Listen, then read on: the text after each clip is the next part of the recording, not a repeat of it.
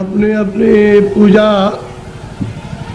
धीरे धीरे करते रहो और इधर जो सुनाया जाए उसको भी सुन लो। पूजा बच्चे बच्चियां अपने करते रहें और जो पूजा कर ले वो यहाँ बैठ जाओ। थोड़ा सा कान लगा के सुन लोगे तो जीवन तुम्हारा ये सार्थक बनेगा।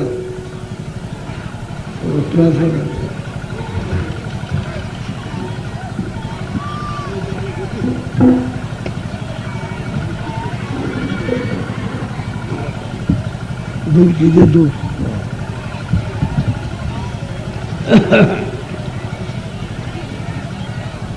जय गुरुदेव,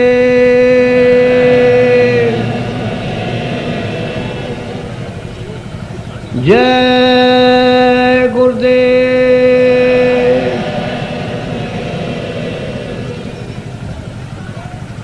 जय गुरुदेव,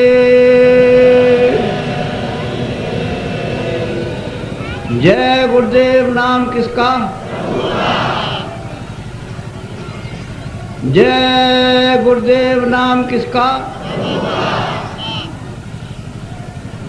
जय गुरुदेव। नाम किसका? मन तू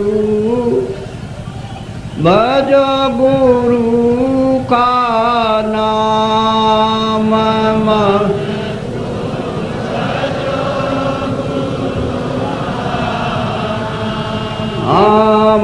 मन तू भजो गुरु का नाम,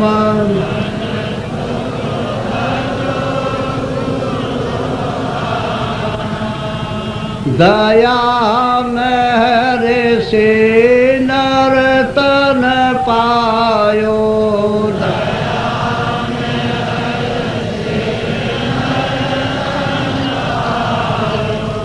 मति करना अभिमान,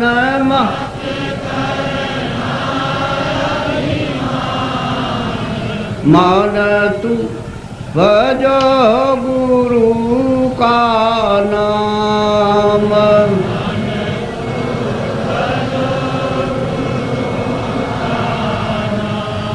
एक दिन खाली पड़ा रहेगा,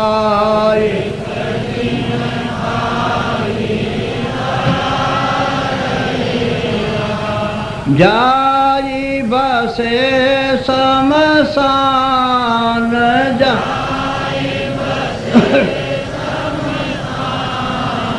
मन तू भजो गुरु का नाम,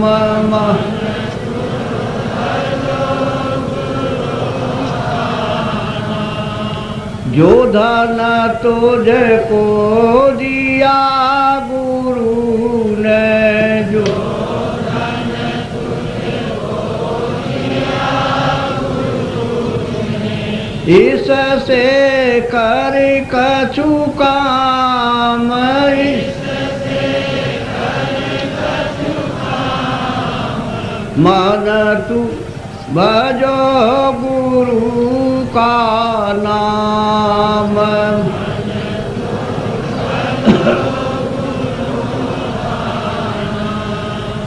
अंत समय यो ही लौट जाएगा,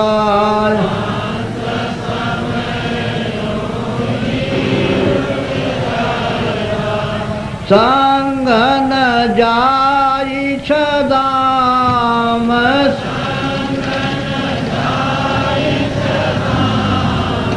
मन तू भजो गुरु का नाम,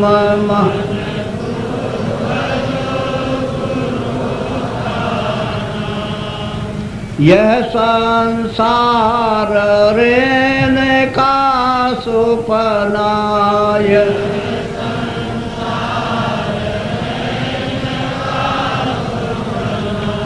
आई किया विश्राम,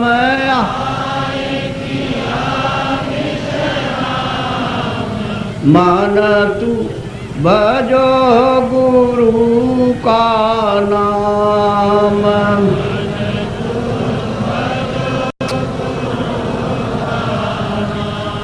चारे देना के संगी सब है,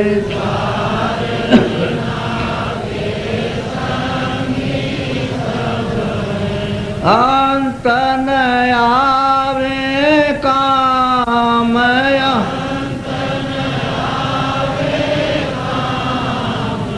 मान तू भजो गुरु का नाम।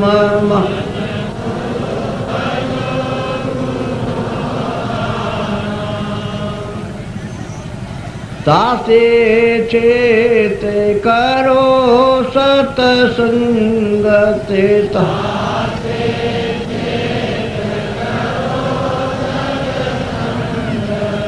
भजन करो आठो याम,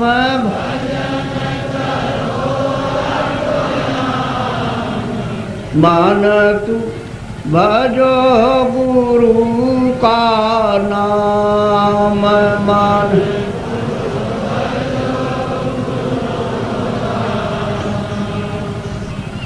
यही भजन तेरे संग चलेगा,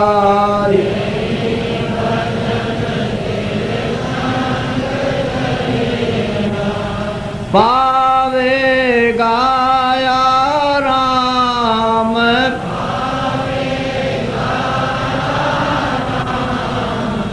मान तू भजो गुरु का नाम।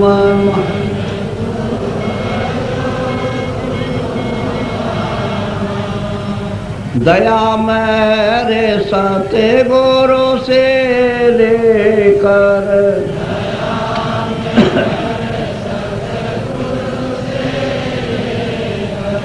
चढ़ो तिरकुटी धाम,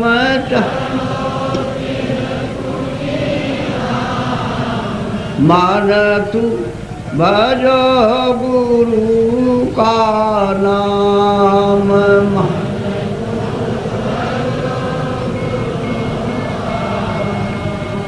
काल कर्म से बंधन छूटे,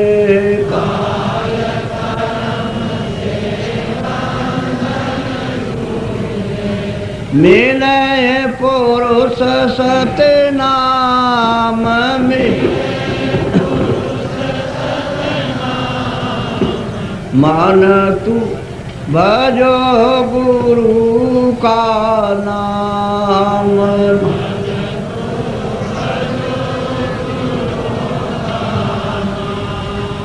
धन्य धन्य गुरुदेव, कृपा सेंद्र पूरन धनी, नेत करूं तुम सेव, अचल भक्ति मोई देव प्रभु। दीन अधीन अनाथ, हाथ गहा तुम आन कर, अब राखो नित साथ, दीन दयाल कृपा निधे। जय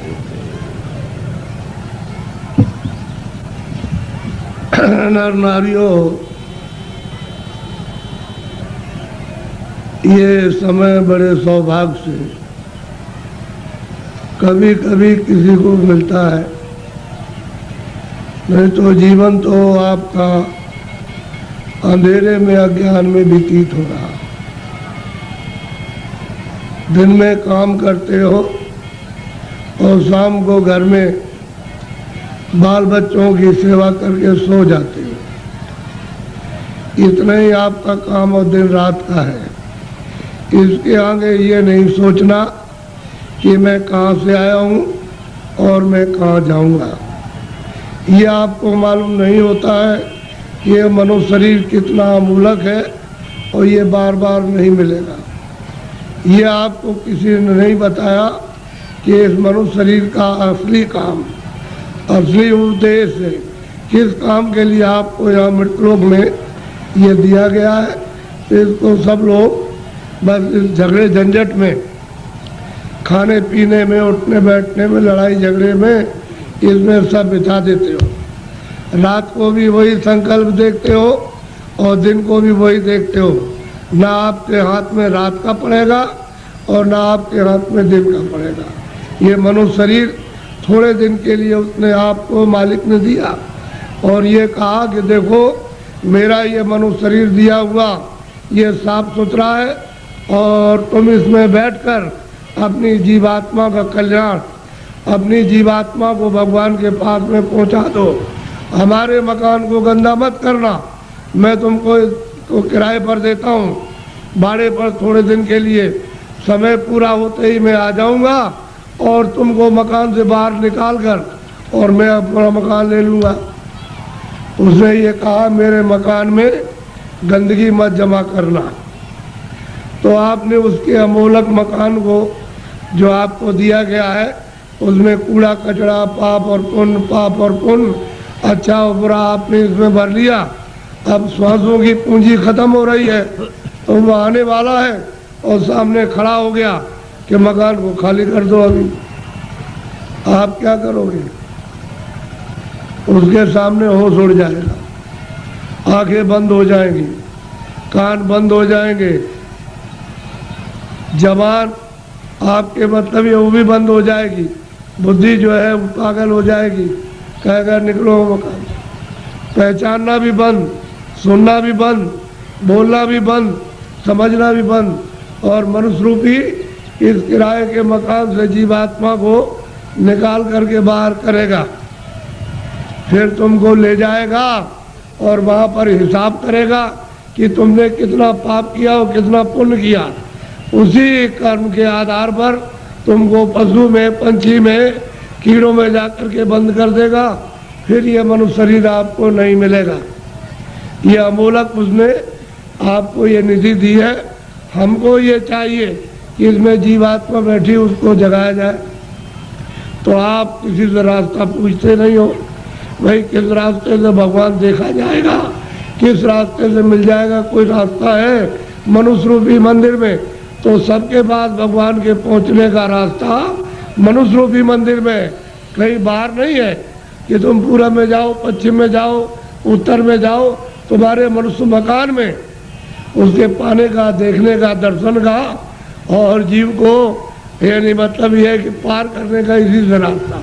तो तुम किसी जानकार के पास जाते हो, उससे पूछते कि भाई भगवान के मिलने का कोई रास्ता है, तो वो बता देता आपको और फिर कहता कि देखो ये रास्ता है, इससे चलो। तो देवी और देवता और भगवान और ब्रह्मा और विष्णु महादेव और ईश्वर और ब्रह्म सब मिल जाएंगे। तो आप तो दिन भर इस काम में लगे रहते हो। दिन गया धंधे में, रात गई सोई। हीरा जलम अमोल था, कौड़ी बदले जाए। क्या आपने कर दिया मनुष्य शरीर पाकर? क्योंकि ये तो अमोलक मनुष्य शरीर है। सारे संसार की दौलत को एक जगह रख दिया जाए और इसकी आरती की जाए कि हमको फिर से मनुष्य शरीर ये खड़ा कर दो, दे दो, इसमें जीवात्मा को वापस ले आओ, तो ये धन दौलत नहीं कुछ कर सकता। ऐसा आपको सबको अमोलक मनुष्य शरीर दिया गया, चाहे किसी भी जात का हो, ब्राह्मण हो, क्षत्रिय हो, अर्जन हो, मुसलमान, ईसाई हो। भगवान के पाने का सबको ये अवसर दिया। आप कहोगे हमको भगवान के पाने का अवसर नहीं मिला, तो इससे बढ़कर के और क्या मिलेगा। अब आपको इसमें बैठकर किसी महात्मा की खोज करना है जो भगवान को पा चुका। उसको अगर आपने पा लिया और उसके पास पहुंच गए तो भगवान के पाने की आपने इच्छा जगा देगा। और जब इच्छा जाग जाएगी तो आप कहोगे मुझे रास्ता बताइए, तो रास्ता देगा। फिर आप बैठ कर के मनुष्य रूपी इस मकान में फिर भजन करना। जब भजन करोगे तो तुम्हारी दिव्य आँख, ज्ञान चक्षु, तीसरा नेत्र खुलेगा। उस नेत्र से भगवान और देवी और देवता देखे जाते हैं। ये बाहर की जो चर्म आँखें, जो शरीर की आँखें, ये देवी देवता को, स्वर्ग और बैकुंठ को नहीं देख सकती हैं। जब तुम्हारी अंदर की आँख खुल जाएगी वो उनको देखेगी और उससे मिलेगी और भगवान को देखेगी, तब बेड़ा पार, तब भवसागर से उतरोगे। ऐसे नहीं, मेरी तरफ बड़े ध्यान से देखो। ये दोनों आंखों के बीचों बीच में सब मनुष्यों में ये जीवात्मा बैठी हुई है। इधर देखो आप, ये दोनों आंखों के बीचों बीच में, तो ये शरीर के नाके के ऊपर बैठी है। उधर में स्वर्ग का नाका, इधर मनुष्य शरीर का नाका। तो जो आपको यहाँ बैठाया था और आपने ये कहा था कि जिसको पकड़ के आए उसको छोड़ना नहीं, तो आप सुख सुविधा में लग गए और ये संसार के ये काम ये करने लगे, ये देखने लगे, सुनने लगे और इन पर्दों को ये कहने लगे ये मेरा है, ये बच्चा मेरा है, खेती मेरी है, पेड़ मेरा और ये मेरा और ये मेरा। तो इस लोभ लालच में, मोह ममता में फंस गए, तो अंदर में मैल जमा हो गया। तो अंदर की तुम्हारी जो जीवात्मा की आँख थी एक, वो तो हो गई बंद। अब देखना बंद हो गया और सुनना बंद हो गया। तो दो आंखें तुम्हारी शरीर में और एक जीवात्मा में, तीन आँख हो गई। तीन तुम किताबों में देखो, उसमें लिखा हुआ है कि महात्माओं के पास जाओगे तब तीसरी आँख तुमको मिलेगी, और बिना महात्मा के गए हुए तीसरी आँख नहीं। और तीसरी आँख से स्वर्ग मिलेगा, वैकुंठ मिलेगा, ईश्वर का दर्शन होगा। इन चार आँखों से देवी देवताओं को आप नहीं देख सकते हो। फिर उन्होंने कहा कि भाई देखो ये जीवात्मा बैठी है, उसमें एक कान है और शरीर में दो कान, तो बाहर के कान बाहर की आवाज़ सुनते और जीवात्मा का कान भगवान की आवाज़ को सुनेगा। तो तुम्हारे घट घट में, मनुष्य रूपी मकान में घंटे और घड़ियाल, आरती, पूजा 24 घंटे हो रही है। तुमने कभी अपनी जीवात्मा से उसको सुना और देखा? सो रहे हो। ऐसे ही चले जाओगे, न तो ये जमीन जाएगी, न ये बच्चे जाएंगे, न तुमने सोना चांदी जमा किया वो जाएगा, न कपड़े जाएंगे, ये कुछ भी नहीं, सब छोड़ के और तुमको यहाँ से निकाल कर इसी मकान को उठा करके वहाँ जंगल में ले जा करके शमशान में पहुँचा के जला देंगे। क्या आपके साथ जाएगा? क्या ले आए थे आप? कुछ नहीं, अकेले आए थे। जब जाने लगोगे तो अकेले जाओगे। लेकिन इस माया में, इसमें ऐसे जड़ माया में फंस गए हो कि तुमको अपना होश ही नहीं है कि मैं किस रास्ते से आया हूँ, कैसे वापस जाऊँगा, रास्ता भूल गए। अब महात्मा महापुरुषों की जरूरत है कि वो रास्ता बताए। बिना उनके रास्ता बताए हुए जो जानता है वही रास्ता मनुष्य रूपी मकान में बताएगा। और तुम्हारा ये जो दिल है, ये हृदय जो कूड़ा कचरा पाप और पुण्य का यहाँ भरा, यहाँ नहीं, यहाँ कूड़ा कचरा नहीं है, ये सब यहाँ पर भरा हुआ, उसको महापुरुष साफ करेंगे। और फिर जब सफाई कर देंगे तो मन और बुद्धि और चित्त तुम्हारा निर्मल हो जाएगा। तो जीवात्मा जब साफ होगी तो आँख खुल जाएगी, कान भी खुल जाएंगे, सुनने भी लगना और देखने भी लगना। जब दिखाई देगा तो देवी देवताओं से मिलना भी, उनसे बात भी करना, और जो उसका रचने वाला जो है, जिसने ये सब कुछ बनाया, उस ईश्वर का भी दर्शन साक्षात्कार होगा। लेकिन तुम्हारे मनुष्य रूपी मंदिर में ही उसका घाट है, उसके पास जाने का। ये असली मंदिर है, ये मनुष्य मंदिर है। इसी को जिस्मानी मस्जिद कहते हैं, इसी बॉडी को कहते हैं चर्च। इसमें जीवात्मा बैठी हुई और जीवात्मा चेतन है, शरीर जड़ है, इसमें आकर के फंस गई। अब इसको कैसे निकाला जाएगा वो तो महात्मा जब युक्ति बताएंगे, रास्ता बताएंगे, तो धीरे से ये जीवात्मा मतलब ये जाग जाएगी और निकल के बाहर, शरीर से बाहर खड़ी हो जाएगी। कैसे खड़ी होती है? जैसे मृत्यु के वक्त में जबरदस्ती निकाल के बाहर कर दिया, शरीर ये पड़ा। ऐसे ही साधन भजन करने पर जीवात्मा अलग हो जाती है और शरीर ये पड़ा वो अलग हो गई। तभी तो आप परमात्मा को देख सकोगे। जीते जी सबने कहा है कि मनुष्य रूपी मंदिर में जीवात्मा को घाट पर ला करके जगाओ तो दिव्य नेत्र ज्ञान चक्षु खुल जाए, तो जीते जी भगवान को पाओ। अरे भाई, मीरा ने जीते जी पाया, तुलसीदास ने जीते जी पाया, रैदास जी ने जीते पाया।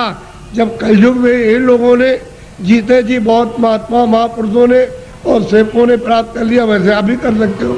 लेकिन कोई महापुरुष प्राप्त करने वाला मिलना चाहिए। वो नहीं मिलेगा तो जीवन अपना ऐसे ही चला जाएगा। ये जो आप कर्म करते हो ये इंद्रियों का बाहर का कर्म है, जड़। तो जड़ कर्म से जड़ चीज मिलेगी। जड़ कर्म करोगे, इंद्रिया जड़ है, आँख भी जड़ है, कान भी जड़ है, मुख भी जड़ है, हाथ भी जड़ है, पैर भी जड़, ये सारा शरीर जड़ और ये सब सामान जड़ है। तो तुमने जड़ की पूजा, जड़ की प्रार्थना, जड़ का काम और जड़ के कपड़े और जड़ का जल और जड़ की अग्नि, जड़ की वायु, ये सब जड़ का, तो आप इसमें फंस जाओगे तो आपको जड़ चीज मिल जाएगी। और इस जीवात्मा को जब जगा लोगे मनुष्य मंदिर में तो फिर आपको चेतन मिलेगा।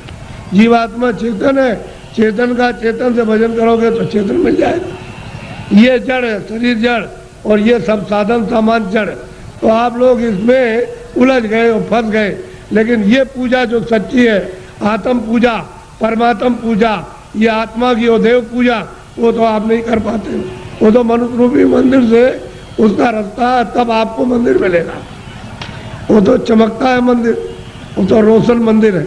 वहाँ तो अंधेरा होता नहीं है, वहाँ तो बिजली जलती नहीं है, सूरज निकलता नहीं है, वहाँ मतलब वहाँ रात्रि होती नहीं है, इस तरह के पाप और पुण्य नहीं।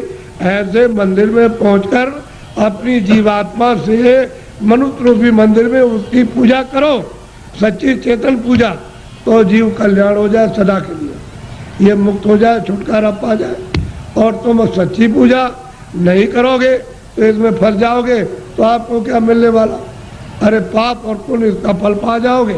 आप तो पुण्य करते नहीं हो, पापी पाप दिन और रात करते हो। तो बताओ कैसे तुमको फिर ये मनुष्य शरीर मिलेगा और कैसे भगवान मिलेगा? उसने तो कहा मन और बुद्धि और चित्त है ये निर्मल और अंतःकरण निर्मल जिसका हो जाएगा वो मुझको प्राप्त कर ले। तो आपने तो मन बुद्धि चित्त है, अंतःकरण निर्मल नहीं किया। ये तो काम क्रोध लोभ और मोह और अहंकार में फंसे रह गए। इसमें इस गंदगी को अपने ऊपर लाते रहे, पहाड़ों की तरह से लाद लिया, तो इसको उतारेगा कौन? ये सारा जीवन आपका व्यर्थ जा रहा है। मनुष्य शरीर फिर नहीं मिलेगा। चार खाने बनाइए, पशु योनि, पंछी योनि, कीड़ों की योनि, फल की योनि, इसमें से निकाल के उसमें बंद कर देगा। तो कभी कुत्ते की योनि में, कभी बिल्ली की योनि में, कभी चूहे की योनि में, कभी गाय की योनि में, कभी शेर की योनि में, कभी मछली की योनि में और कभी मगर की योनि में, कभी जीव जंतुओं में, इसमें बंद कर देगा। और अपना कर्जा जो आपने लाद लिया उसके देश में वो लेना देना पड़ेगा। ये कर्जा का देश है बच्चा, ये देश अपने घर में जाने का नहीं है। कर्जा ले और दे, कर्जा ले, कर्जा तुम ले लोगे तो मैं ब्याज के उसको चुकाना और आप चुका नहीं सकते हो।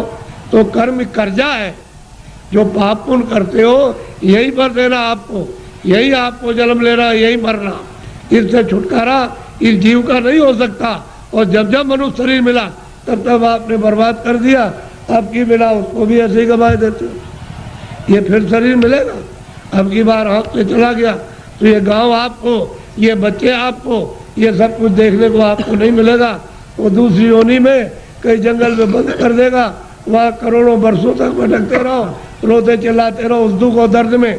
कौन सुनवाई करेगा? और नरकों में भेज दिया तो वहाँ कितने नाम के नरक हैं, उसमें सजाएं देगा, वहाँ से लौट के आ नहीं सकते हो। इस मनुष्य शरीर को सार्थक करो, किसी महात्मा की खोज करके उससे पूछो भगवान के मिलने का कौन सा रास्ता है। तो जो जानता होगा रास्ता तुमको मनुष्य शरीर में बताएगा। फिर घर में आके दिन में खेती करो, दुकान और दफ्तर का काम करो, शाम को बच्चों की सेवा करो और 1 घंटे का समय लगाकर मनुष्य रूपी मंदिर में सच्चे भगवान का अपनी जीवात्मा से भजन, तब वो परमात्मा मिलेगा जीते जी। मरने के बाद बच्चा मिलने वाला नहीं है। तुम ये सोचते हो कि मेरे लोग पीछे के चले गए, वो स्वर्ग चले गए, उनकी कोई चिट्ठी पत्री तुम्हारे पास में आई है कि मैं स्वर्ग में पहुंच गया हूँ और तुम यहाँ बैठे हुए हो स्वर्ग के दरवाजे पर, और तुमको भी पता नहीं स्वर्ग क्या चीज़ है। अरे दरवाजे पे बैठे हो, इधर मनुष्य शरीर का दरवाजा, उधर स्वर्ग का दरवाजा, और मनुष्य शरीर में बैठ करके स्वर्ग में नहीं जा सकते हो। तो मरने के बाद पहुंच जाओगे।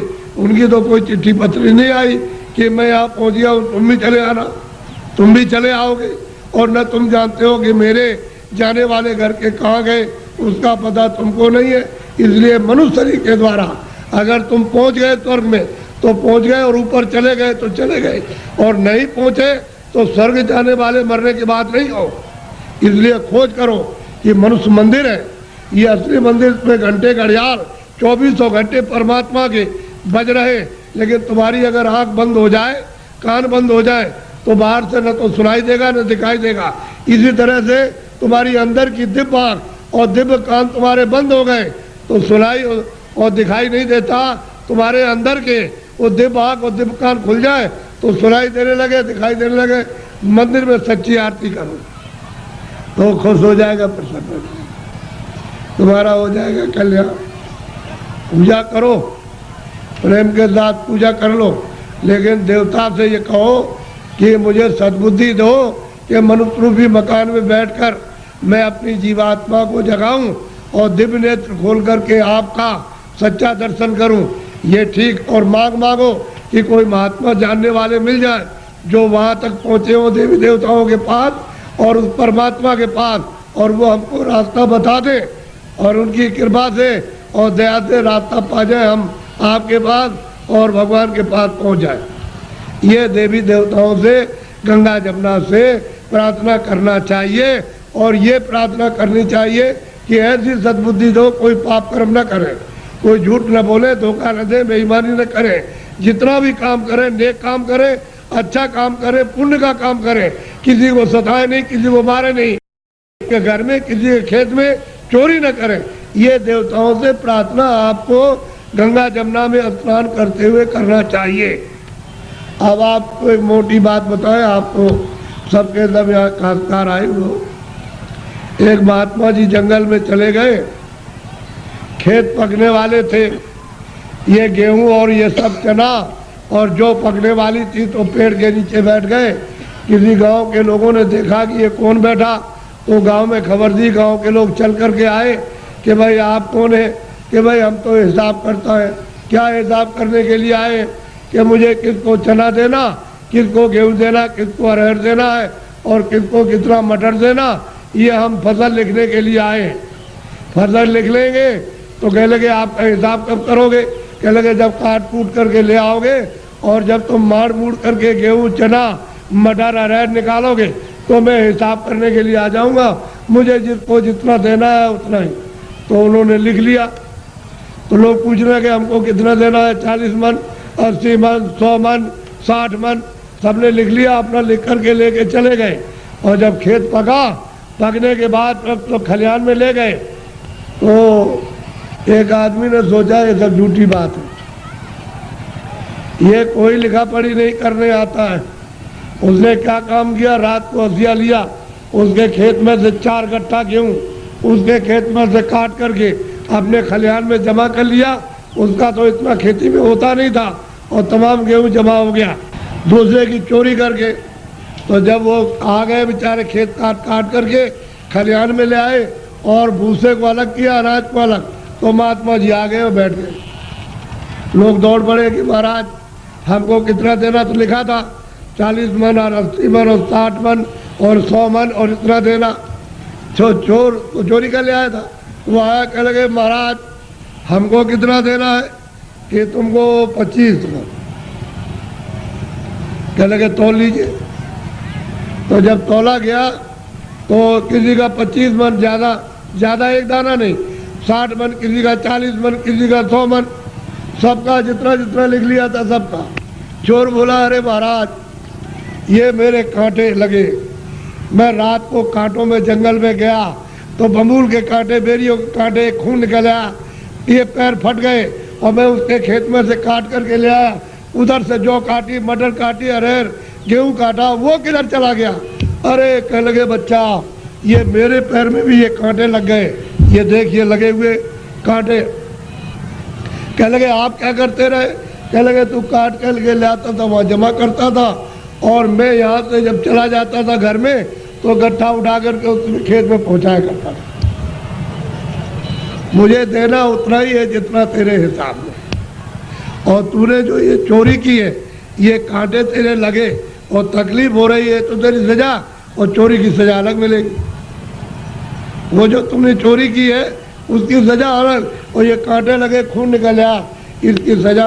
तो कहने का मतलब यह है तुम मन का धन कितना भी खेत काट कर जमीन लेकर ये करके चोरी करके डकैती डालकर रात को छीन करके कितना भी अपना धन घर में ले आओ, लेकिन वो जो हिसाब करता जो कर रहा वो बैठा हुआ है, वो सब उसके पहुंचा देगा। आपको कुछ मालूम रहेगा, आपको नहीं। हमने चोरों से पूछा भाई कितना तुमने चोरी की होगी। हमारे पास चोर भी आते साहब कह देते हैं हमने चोरी की, तो कितना कह लगे 1 पैसा नहीं रहा, सब चला गया। डकैत आए, डकैत से पूछा भाई तुमने डकैती डाली तो कितना जीवन में तुमने लूटा होगा। कह लगे कई करोड़ का। फिर किधर गया? कह लगे 1 पैसा नहीं, हमारा घर का चला गया। घर का क्या? तो कहने का मतलब कि हिसाब करता बिल्कुल सच्चा है, जो पाप का भी हिसाब करता पुण्य का भी करता है ये सब, और उसका ब्याज तो सब आपको देना, वो दूसरे को किसी को नहीं देना।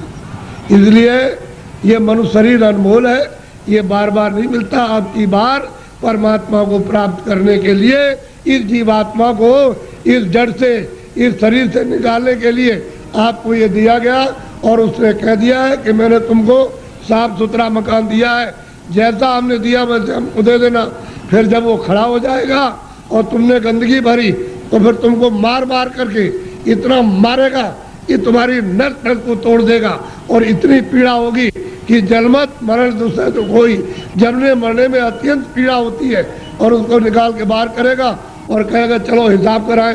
हिसाब करेगा तो तुम्हारा बताएगा देखो इतनी चोरी की, इतने जानवर मारे तुमने, इतना धोखा दिया, इतने बेईमानी की, तुमने कोई भी पुण्य नहीं किया अपने जीवन में, और चलो इनको ले जाओ उस नरक में डालो, वहाँ जा करके उस योनि में बंद करो। तो बताओ आप क्या करोगे?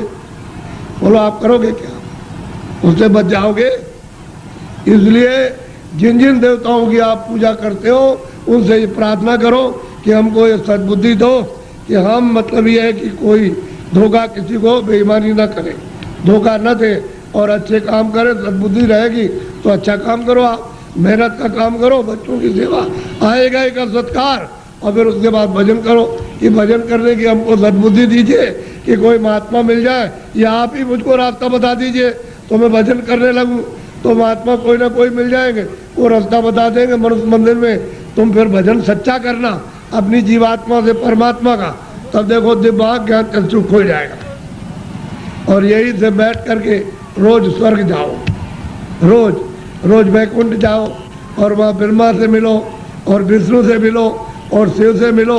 लेकिन आप बाहर से इन चर आँखों से आपको क्या पता है, इधर से गए उधर धोखा देने लगे, उधर किसी का खेत लूटने लगे, किसी को मारपीट करने लगे, तो फिर देवता की पूजा क्या हुई? ये मनुष्य शरीर फिर नहीं मिलेगा आपको, अमोलक अब दे दिया गया। इसलिए इसको बचाओ। अभी तक जो कुछ भी किया है गुनाह, अब उनको तो छोड़ दो, अच्छे काम करो, अच्छे काम करो, जीवात्मा को जन्म मरण से बचाओ, 84 से नरकों से, नहीं तो ये जाने वाली है।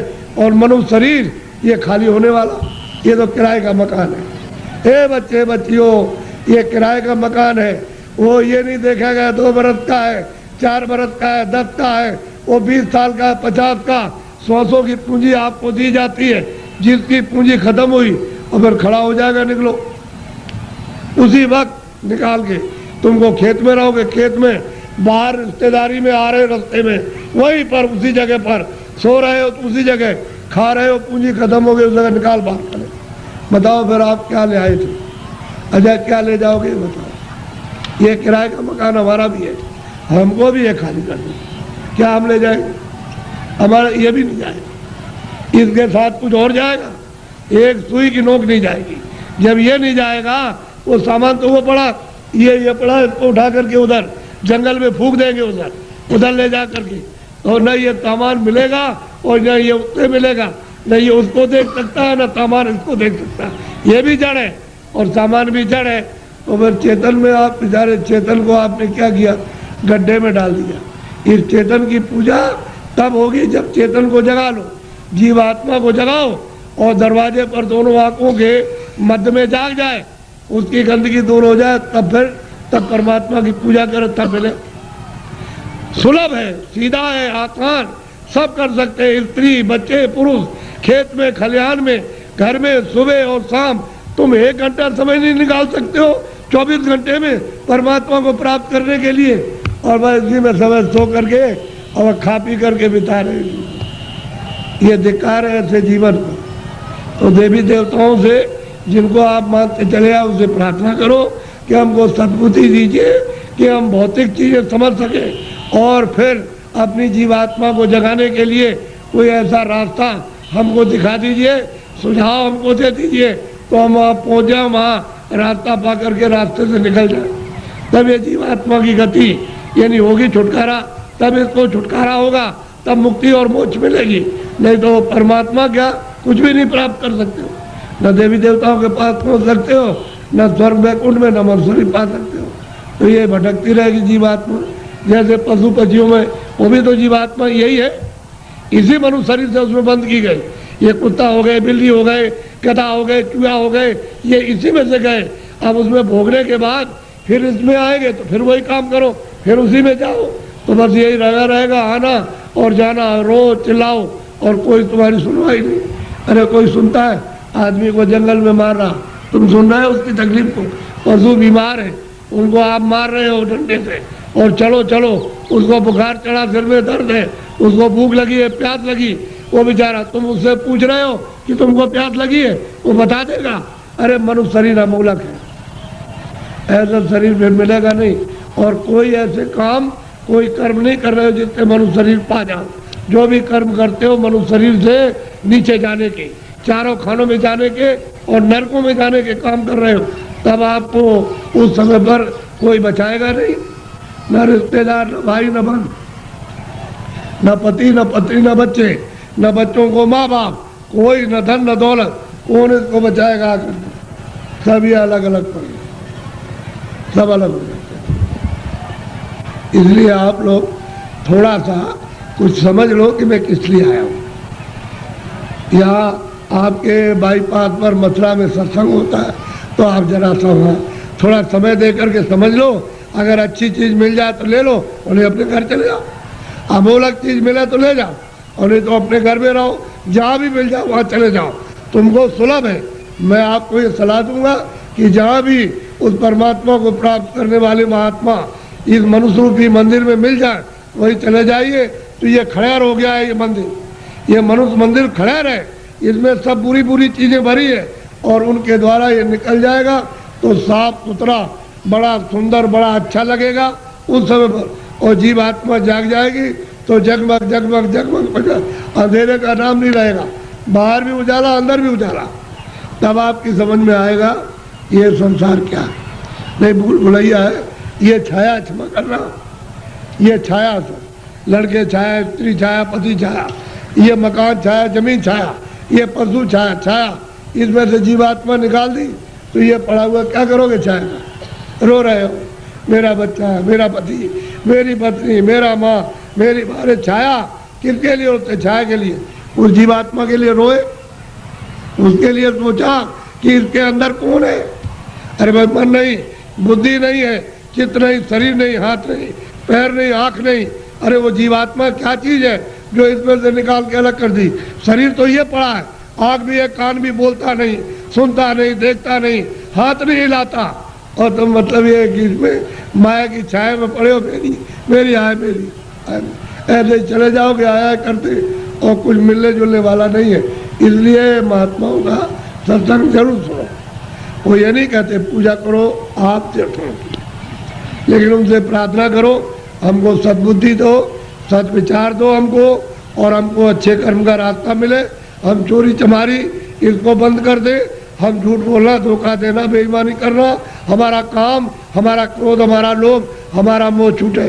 और हमको कोई मिला दीजिए किसी से जो मनुष्य शरीर में आकर रास्ता बता नहीं, आप बता दीजिए। देवता से कहो आप ही बता दो कि ये रास्ता जाने का है भगवान के पास।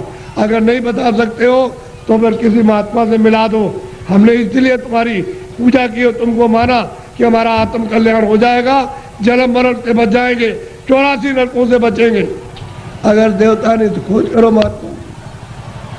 मैं किसी को कुछ कहता नहीं, समझ लो अच्छी तरह से सत्य बात, उसको मछली रहती है, कछुआ रहता है उसी में, जीव जंतु उसी जमुना जी में, उसी गंगा जी में रहते हैं। तो आपको ये जानना चाहिए, आप वहाँ जाते हो स्नान करने के लिए तो पाप आपका धुल जाएगा। पाप तो यहाँ जमा है, यहाँ तो पानी नहीं जाता, यहाँ अग्नि नहीं जाती है। तो ये बताओ कि तुम जब यहाँ, वो कैसे धुलेगा?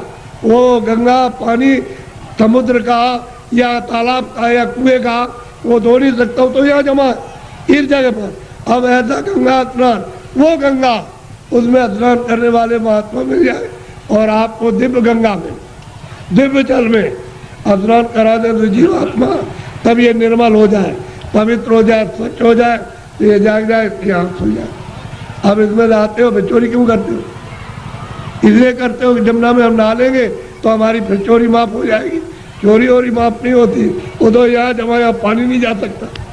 ये तो शरीर के नाके पर, जीवात्मा शरीर में नहीं है, जीवात्मा शरीर के बाहर, ये यहाँ नहीं है, नाक में नहीं और मुंह में नहीं है, हाथ और पैरों में नहीं, ये दोनों आंखों के ऊपर बैठी हुई है। बस ऊपर में गंदगी उस पर डाल दी, इसलिए रुकी पड़ी हुई है। गंदगी हटा लो, बाहर निकल जाए, छोड़ दे मकान को, जीते जी छोड़ दो। इसलिए आप लोग थोड़ा सा अपना कभी कभी समय, जब ये सुना करो कि यहाँ बहुत भीड़ लग रही है और बहुत लोग आ रहे हैं, तो जरा से चले आए और सुन लिया और देखो आकर के कि मैं कैसी पूजा आपको देवताओं की, और फिर उन देवताओं को देखो कैसे आप देखते हो उनको अपनी आंखों से, तब तुम्हारी समझ में आएगा। ऐसे क्या समझ में आ जाएगा? अंधेरे में रहोगे तो अंधेरे में जन्म हुआ, अंधेरे में पालन पोषण हो रहा, अभी फड़फड़ा के अंधेरे में मर जाओगे। अभी देखते देखते अब तो बूढ़े हो गए, तो अब क्या दिन का साथ है इस शरीर का? अरे किसी दिन भी तुम रात रात में सोते हुए चल पड़ोगे, आप ले जाएगा आपको। अब कहाँ ले जाएगा उसका आपको पता ही नहीं है। इसलिए किसी का साथ करो, किसी जानकार का साथ कर लो। बहुत साथ कर लोगे तो रास्ता बता देगा कि चलो इस रास्ते से चलो, वो बस चल दो रास्ते से, तो आपको मंजिल पर पहुंचना अपने घर में ही। तो घर आपका नहीं, ये तो परदेश है। अगर आपका देश होता तो बच्चे रहते, हमारा शरीर रहता, हमारा मकान रहता, हमारी जमीन, कोई पुराना नहीं होता, सब नए रहते। लेकिन आपका मकान है ही नहीं, उसने दे दिया किराए पर, थोड़े दिन के लिए, बस समय पूरा हुआ निकाल करके बाहर कर दिया, बस खत्म हो गया। ये आपका कोई सामान परदेश है, तभी तो दूसरे के देश में निकाले जाओगे। अपने देश में पहुँच चलो, वहाँ आराम से रहना, कोई जलमता मरता नहीं है, न वहाँ कोई हिंदू न कोई मुसलमान, न दफ्तर है न खेती है न दुकान, न कोई बीमारी, न हाल नल बच्चे, वहाँ आनंद ही आनंद है। अपने घर में अपने देश में चलो। ये तो परदेश है। परदेश में आकर के कितने जो और कितने जल बीत गए ठोकर खाते, अभी तक किनारे पर नहीं आए और मनुष्य शरीर पाया और फिर उधर ही लौटे जा रहे हो, नीचे चले जा रहे हो 84 में नरकों में। अरे भाई मनुष्य शरीर में आए, ऊपर चलो अपने घर की तरफ। बड़ा सीधा साधा, तो लड़ो झगड़ो मत, प्रेम से रहो। गांव गांव की लड़ाइयाँ बंद करो, उससे आपको कुछ नहीं मिला। जब गांव में लड़ाई हुई तो घर घर में बैर होने लगा, अब घर घर में लड़ाई होने लगी, और घर घर की लड़ाई अब अपने मन से लड़ रहे हो, और सारा जीवन आपने अशांतमय अपना कर दिया। न सोने में शांति, न कहीं जाने में, न कहीं बैठने में, न किसी से बोलने में, और न किसी देवता के पास में। ऐसा तुमने मकान में ऐसा कुचड़ा बढ़ा, बिल्कुल अशांति की ज्वाला जलने लगी। तो लड़ाई झगड़ा बंद करो, मारपीट बंद कर दो, आपस में घर में प्रेम से रहो। सब लोग भाई बंद, बच्चे बच्चे सब प्रेम से, अगल बगल में प्रेम से रहो। फिर गांव में सबसे प्रेम हो जाए, एक दूसरे के काम आओ, एक दूसरे की सेवा करो, और एक दूसरे का मान मर्यादा, ये सब कुछ रखो। तभी अगर मनुष्य का तुम क्षणिक सुख लेना चाहते हो, शांति और आनंद का, तो आपको मिलेगा। लेकिन ये क्षणिक है। जब तक जीवात्मा मनुष्य मंदिर में जगाओगे नहीं और दिव्य नेत्र नहीं खोलोगे, तब तक तुमको आत्म और परमात्म शांति नहीं मिल सकती। ये कुछ नहीं, ये तो इंद्रियों की क्षणिक, यानी ठंडक आ रही है, उससे मन इंद्रियों के दरवाजों पर बैठ करके वो क्षणिक रस लेता है कि और मिल जाएगा, और मिल जाएगा, धन में और मिलेगा, बच्चे में और मिल जाएगा, इसमें और मिलेगा, उसमें मिल जाएगा, उस काम में व्यापार में मिल जाएगा। मिलता हलता कुछ नहीं। सिवाय तकलीफ के और कुछ आनंद नहीं मिलता। और आपने सब प्रयास किस लिए किया? सुख मिले, हमको शांति मिले, हमको आनंद मिले, और उसमें से इतना सब कुछ करने के बाद न शांति मिली, न सुख मिला, न आनंद मिला, न ज्ञान मिला, और आग जलने लगी। ऐसा जीवन आपका बड़ा ही कलुषित और बहुत ही मतलब खतरनाक अपनी आत्मा को गड्ढे के गिराने में हो गया है, और दरवाजे बैठ गए अब जाने वाली। इसलिए बचो, अभी बच सकते हो मनुष्य शरीर में, और बाद में फिर बचने का रास्ता नहीं। इसलिए इसको सोचो कि मैं कहाँ से आया हूँ, मैं किस लिए मनुष्य शरीर में आया, फिर मैं अगर जाऊँगा तो कहाँ जाऊँगा। ये तीनों प्रश्न तुम किसी से करने लगो, और जो इसका जानकार होगा कि तुम वहाँ से आए हो, इसलिए आए हो, और तुम कहाँ जा रहे हो, ये तीनों चीज़ें आपकी बता देगा। तब आपकी समस्या का, बुद्धि का असल में सच्चा विवेक तब आएगा, और तब समझोगे आप। वो बताएगा देखो ये कुछ नहीं है, ये कुछ नहीं है, तुम कहाँ से आए, बताएगा वहाँ सब कुछ है, यहाँ से वहाँ चलो, वहाँ सब धन है, सब सुख है, सब आनंद है, सब शक्ति है, सब ज्ञान है, और सब सुंदरता है, अमृत वहाँ भरा हुआ, सागर भरा, सब बताएगा आपको। लेकिन जब नहीं मिलेगा कोई, तो जीवन चला जाएगा बेकार, व्यर्थ खो दिया आपने। ये जवानी और सुमन शरीर, जवानी भी गई, बचपन तो कुछ कर नहीं सकता है, बालावस्था तो कुछ नहीं करती, किशोर भी नहीं, जवानी में आए और बुढ़ापा भी कुछ नहीं कर सकता। तो जवानी में मस्ती में, बेकार में, उलझन में आपने ख़त्म कर दी। अब आगे चलने के देने तो फिर तुम्हारे बच्चे ही जवाब देने लगे, अरे उधर बैठ जा, तुमने जवानी में बहुत कुछ किया।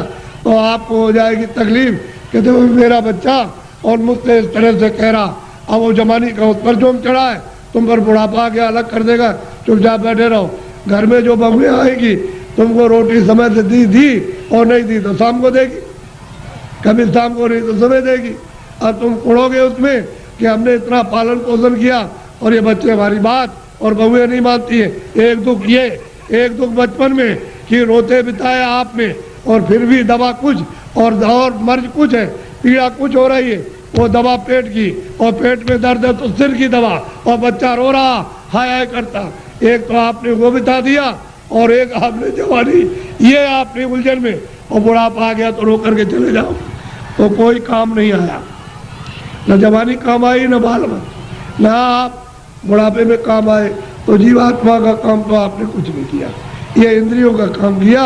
और इंद्रियां क्या है, जीर्ण हो गई, पुरानी हो गई, आँख नहीं काम करती है, और कान नहीं काम करते हैं, मुँह नहीं काम करता। अब रो रहे हो, चिल्ला रहे हो, तुम ऐसा मत करो, प्रेम के साथ सब लोग रहो, और ये समझो हम किस लिए आए। ये यहाँ काम के लिए नहीं, तुम्हारा काम प्रभु को पाने का, कि हम अपनी जिंदगी में उस रास्ते में चल के प्रभु को पाएं।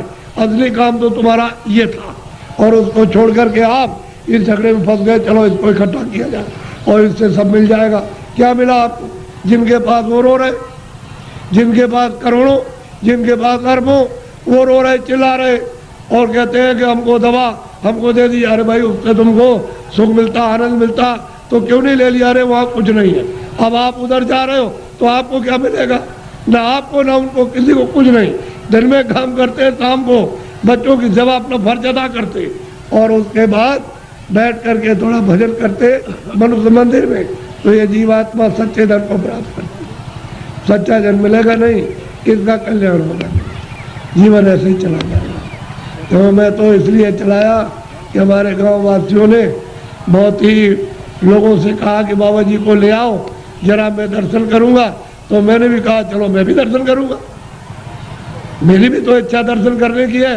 अगर आपकी इच्छा हुई है दर्शन करने की, तो मेरी भी आपके दर्शन करने की इच्छा हुई। तो आदान प्रदान का दर्शन, दर्शन देना और दर्शन करना, इसी के बीच में, अरस परस के बीच में अगर कोई चीज़ मिल जाए तो उसको ले लेना चाहिए। कि भाई किसी के पास अमोलक चीज़ है और मिलती है जो सोने चांदी से बहुमूल है, वो अगर उससे मिल जाए तो आपको ले लेना चाहिए। इसी को कहते दर्शन, दर्शन, दर्शन। तो आप देखने आए हो हमको, और हम आपको देखने आए, इसी के बीच में कुछ मिले तो ले लेना चाहिए। और ये नहीं लेगा तुम्हारा दुर्भाग्य, ऐसे ही खाली चले जाओगे, इधर कुछ नहीं, खाली जाओगे कुछ नहीं। किराए का मकान ये खाली होने वाला, मेरा भी खाली होने वाला, बहुत तुम लोग, मेरा भी मकान खाली होने वाला। अरे ये खाली होने वाला, ये मेरा मकान नहीं है, ये तो जिसका वो अपना कहेगा कि ये मकान, आज उसके मकान में काम कर लिया तो उससे कहेंगे आपकी बड़ी दया हो गई कि ये मकान दे दिया, आपके मकान में बैठ करके काम किया, ये साफ सुथरा अपना मकान ले लीजिए, हिसाब ले लीजिए मकान, तो वो मकान खाली करना। और इसके खाली होते ही संसार खाली हो जाए, कुछ नहीं, गांव खाली हो गया, जमीन खाली हो गई, सामान खाली हो गया, बच्चे खाली हो, सब खाली, कोई किसी का नहीं। ये है दृश्य मृतलोक का। और आप ये सब कुछ देखते हुए समझ नहीं पाते, क्यों कि आपको समझ का रास्ता नहीं है। कोई रास्ता अगर बता दे, आपको भेद बता दे, तो ये सब समझ आ जाएगी। और समझने लगो, समझ के साथ ही साथ अपना काम उलझन का जो जीवात्मा बसी उसका काम कर लोगे। तो जल्दी करो अपना अपना काम, ये समय निकला जा रहा। ऐसा बोलो जय गुरुदेव, सब लोग बोलो जय गुरुदेव। देखो, जय गुरुदेव मेरा नाम नहीं, और ना आपका नाम, न किसी पशु पंछी का नाम, न किसी पेड़ का नाम। जय गुरुदेव नाम उस मालिक का, उसका नाम है, किसी आदमी का नाम नहीं है। ये नाम, हमारा नाम तो ये आपका रखा हुआ तुलसीदास, और जय गुरुदेव नाम उस प्रभु का। ऐसा आपको शंका हो जाए, भ्रम हो जाए, वो बात तो अलग है, लेकिन ये तो उसका नाम है। तो आप उसके बाद, अरे भाई प्रभु का नाम है, तो उसके बाद चलो पहुंचो, उसके बाद पहुंचना चाहिए, तैयारी करो चलने की। सब छोड़ो छाड़ो, दिन में काम कर दिया, शाम को बच्चों की सेवा कर दी, और बस घंटे 2 घंटे के लिए छोड़ दिया, और वही घर ही में रहो, चारपाई में बैठ जाओ, जमीन में बैठ जाओ, और बस ये इस मंदिर में इधर से निकल चलो। उसके बाद तैयारी करो, दिन में काम किया और काम करके शाम को छोड़ दिया, कहते आपने सब छोड़ दिया, खेती छोड़ दी, सामान छोड़ दिया, और बच्चे छोड़ दिया, मकान में बैठ करके अब हम सच्ची पूजा करेंगे, निकल जाएंगे। वो काम करो, तुम इधर उधर जाने की तो कोई इच्छा तमन्ना है नहीं, इसमें फंसने की है, तो आपको इससे क्या मिलेगा और क्या मिला। अच्छा, सब लोग पूजा करते जाओ, जिसलिए आए हो करते जाओ, कोई मैं मना थोड़ी करता हूँ, लेकिन अच्छी चीज को देवी देवताओं से कहो कि हमको महाराज रास्ता बताइए, हम सच्चा भजन मालिक को प्राप्त करने का और आपको हर वक्त दर्शन करने का करेंगे भजन। ऐसा प्रार्थना करो देवी देवताओं से जिनको अज्ञान में मान रहे हो, और जब तुम्हारी आँख खुल जाएगी तब तुम सच्चा दर्शन करो, उन देवी का, देवता का, सबका दर्शन करो, यानी ब्रह्मा का, विष्णु का, वहाँ भी तो देवी देवता बहुत रहते हैं, और ऊपर में ईश्वर का दर्शन करो। और अगर तुम आँख नहीं खोलोगे तो फिर न इनका दर्शन, न उनका, न इनका, न उनका दर्शन, किसी को नहीं पहचान पाओगे ये क्या है और ये क्या है और ये क्या है, पहचानने में नहीं आएंगे।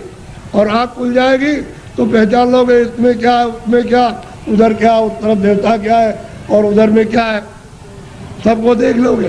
वो रास्ता खुला हुआ, उस रास्ते में अंधेरा नहीं, सूरज नहीं निकलता और डूबता नहीं है, न उधर दिन होता है न उधर रात होती है। बस इतना ही कूड़ा कचरा जो तुम्हारी जीवात्मा पर लदा हुआ, उसकी आंख और कान बंद है, बस उतना ही अंधेरा है, इसको हटवा लो, हटा करके बस सामने उजाले को। तो तुम्हारी रामायण पढ़ते हो ना, उसमें लिखा है मोह मुदेव नैन त्रिशत में भयो, उन चितवत कौशलपुर गयो, मोह विलोक राम मुस्काई, मुझको देख करके और मैं उनको देख करके हाथ पड़े। तो कहते हैं मैं राम के उधर चला गया, उनके उधर में, यानी उधर पेट में नहीं, उस तरफ चला गया, तो उधर माज उन अंडज राया और देखो बहुत ब्रह्मांड दिखाया। बहुत से ब्रह्मांडों को गोस्वामी जी महाराज उसी रामायण में कहते कि मैंने अपनी दिव्य आँख, अपने ज्ञान चक्षु से मैंने वहाँ जा करके देखा और परमात्मा को देखा साक्षात्कार, और देवी देवताओं को मैंने देखा। तो तुम भी देख सकते हो भाई, वो तो कलयुग था, गोस्वामी जी महाराज तो अभी कलयुग में आए, 1589 में जन्म लिया था, उसके बाद उन्होंने ये सब देखा गुरु की कृपा से, और देखने के बाद उन्होंने रामायण में लिखा। तो आप रामायण को समझ नहीं पाते हो कि रामायण का वेद कौन बताएगा, जिसने देखा होगा वही तो रामायण का वेद बताएगा, जिसने नहीं देखा वो क्या बताएगा। आँख का अंधा कभी नहीं बताता, वो तो अंधा है। कोई आदमी अंधा और बहरा हो तो क्या आपको सुनाएगा, क्या दिखाएगा। जिसके आँख होगी वो दिखाएगा कि रामायण में ये लिखा हुआ, ये लिखा, ये देख करके लिखा। तो आप रामायण को नहीं समझ पाते हो। रामायण उनसे समझो जिन्होंने उस परमात्मा को और ब्रह्मांडों को और देवी देवताओं को जिन्होंने देखा। ये बड़े अभाग्य। और देखो, आप मुझसे जो भी मदद चाहते हो, जितनी यथाशक्ति इस बुढ़े में, उतनी तो आपकी मदद करेगा। बाहर से भी मदद करेगा, अंदर से भी करेगा। जीवात्मा के लिए भी करेगा और शरीर के लिए भी, दोनों तरफ। क्योंकि बाहर से भी करेगा तभी समझ में आएगा कि अंदर भी होगा, नहीं बाहर से नहीं करेगा तो अंदर से कैसे समझोगे। जब महात्मा बाहर से मदद करते हैं, सहयोग देते हैं, तब उनको समझते हो। तो जीवात्मा के लिए मदद करते, तो जीवात्मा को जगा लेते, उसको साफ सुथरा करके और उसको मतलब उधर ले जाते, उधर पहुंचा देते हैं। तो दोनों काम। आप जितनी मदद चाहो, जो यथाशक्ति है उतने आप मदद लो, प्रेम के साथ, प्यार के साथ। प्यार और प्रेम बड़ी चीज़ होती है। किसी के पास कोई चीज़ है, आप प्यार से सब ले सकते हो, और किसी के पास कोई चीज़ है, आप गाली से या मारपीट करके ऐसे नहीं ले सकते। ऐसे लोगे लूट पाट के तो ले जाओ, लेकिन आपके पास रहेगा नहीं, वो निकल जाएगा सब। और थोड़े दिनों का मन का धन है, बस उसके बाद साफ हो जाएगा, बस खाली ऐसे हाथ हो जाएंगे। ये मन का धन है। लेकिन प्यार से कोई चीज़ लो बाहर की, उससे भी तुमको कुछ आराम शारीरिक मिले, और अंदर से भी, यानी उससे प्यार से लो तो अंदर से भी अगाध धन है, और जीवात्माओं का धन है।